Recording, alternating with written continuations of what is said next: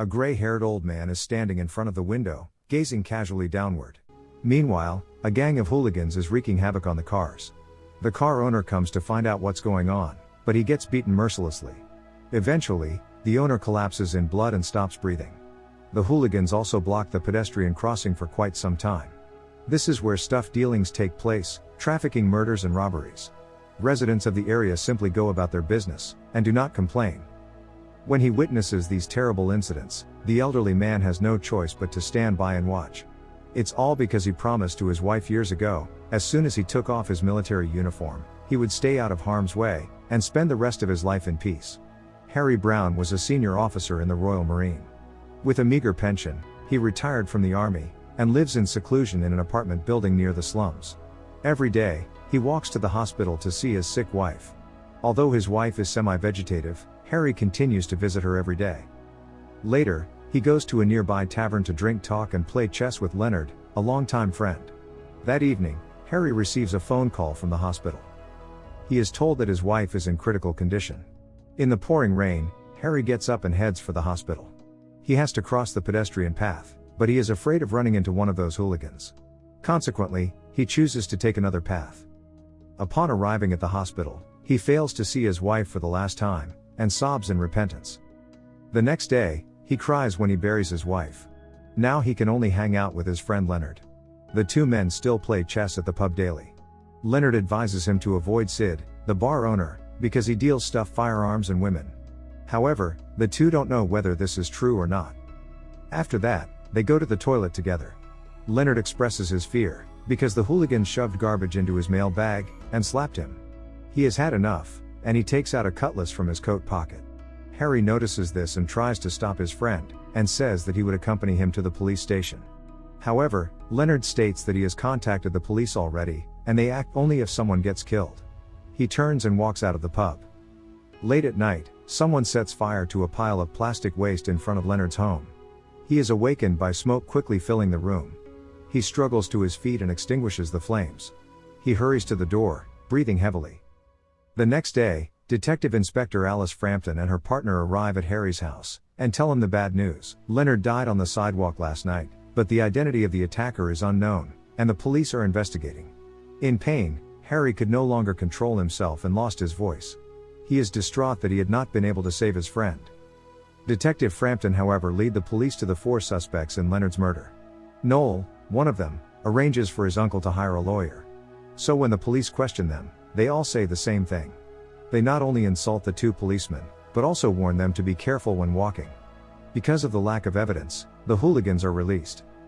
Meanwhile, Harry gets lonelier than ever. He no longer has anyone to drink with or talk with. Disheartened, he has a few more drinks at the bar. He pulls out his wallet and pays for his drink. A junkie is looking at him, unbeknownst to him. He walks back home along the river. When he suddenly reaches under the bridge, a man emerges from the shadows, brandishing a knife, and demanding that he hand over his money. Shocked, Harry grabs the robber's other hand and points the knife backward at his chest. The robber collapses quickly and dies. Harry makes sure that no one saw him, and walks away. The next morning, Frampton visits him again, and gives him an update on Leonard's case, recognizing Harry's military status after seeing his photo and decorations from his service in the Marine Corps. She informs him that at the crime scene, investigators discovered an antique army knife. Fingerprints and fibers from Leonard's clothes were all over it. He states that he knows about the knife, and affirms that Leonard used it to protect himself, because the police couldn't do so. However, she states that the defense lawyer would argue that Leonard's killer acted in self-defense. This means that the killer would be charged with manslaughter, not murder. She advised him to prepare for the outcome of the trial. Harry gets enraged and kicks her out of the house. After that, he pulls out his treasure, and takes a trinket and a military knife given to him by his wife. He begins to devise his plan of revenge, and follows a drug addict to their house, late at night. He says he is thinking of buying a gun to shoot the pigeons that have been squawking on his roof. They take him into the courtyard. The yard is overgrown with weed. It looks like a modest self-sufficient plantation. Harry enters the dirty and dark interior. On the couch sits a woman, who had been injected with something. Also, he spots a video of her assault on the television. In a fit of rage, he grabs his gun, gently loads it, and attacks them with the knife and the gun while they are not looking. After that, he carries the woman to a parked jeep. He finds a barrel of gasoline, and sets fire to the entire building. Harry drives the woman to the hospital in the Jeep, and puts a wad of money into the woman's clothes. He honks loudly, and disappears into the night. Later, the woman gets treatment, and the paramedics discover a lot of money in her clothes. Frampton and her coworker come to the hospital. The woman suspects that something is wrong, because normal criminals wouldn't shoot a woman and then drive her to the hospital. Harry heads toward the church, and empties the contents of the bag into the donation box. Then he goes to the cemetery to bid farewell to his family. Now, he is about to begin his plan of revenge. Late at night, he looks out the window, watching the thugs downstairs. Finally, an opportunity presents itself to him to assassinate a dealer. After the killing, he drives one of the thugs upstairs to interrogate him. Harry grabs a leather pipe and yells at him. Eventually, the thug describes what had happened. He claims that Leonard attacked them that night with a cutlass, but he got beaten by them. A guy named Noel murdered Leonard with his own army knife. After that, the thug hands over the video he had recorded. They stabbed Leonard with the knife and pissed on him. Harry is furious at the way Leonard died. He chains the thug, and takes him to the sidewalk like a dog.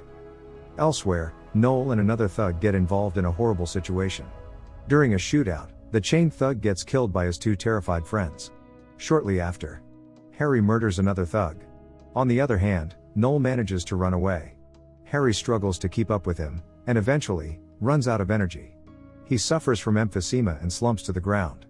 Before he passes out, he throws his gun into the river.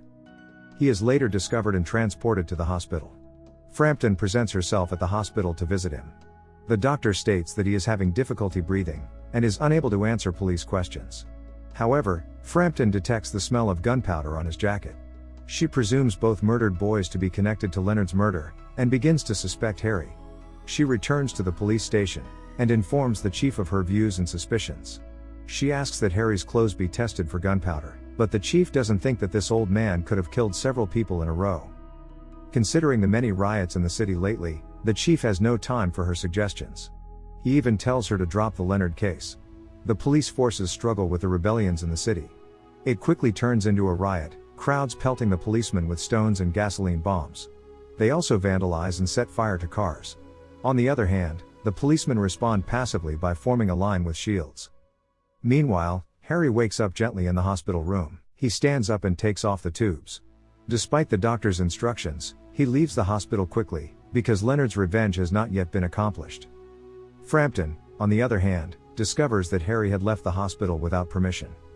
She is certain that he would go after Noel, so she and her partner, Highcock, rush to the riot area. The riots escalate, and Frampton and her partner are attacked as they enter the neighborhood. Then there is a serious vehicle collision. Highcock gets hit in the head, and sustains serious injuries. Both detectives are trapped inside the vehicle. Fortunately, Harry arrives just in time. He helps the detectives, and then heads to Sid's bar. When Sid sees them, he says he will call the ambulance and walks away. Inside the bar, Frampton notices the gun on Harry's belt, and her suspicions are confirmed. At this point, Harry realizes she knows the truth, and states that these bastards have turned killing people into a sport, so he must teach them a lesson. However, she tells him that if he is going to kill Noel, Sid will kill him, because Sid is Noel's uncle. Harry is taken by surprise. It seems that Leonard was right, when he said that Sid had done nothing but harm in his life. Later, Harry goes to see Sid with a gun, and he is taken aback when he finds Noel hiding there. Sid knows what happened to Leonard, and tells Harry that Noel didn't kill him.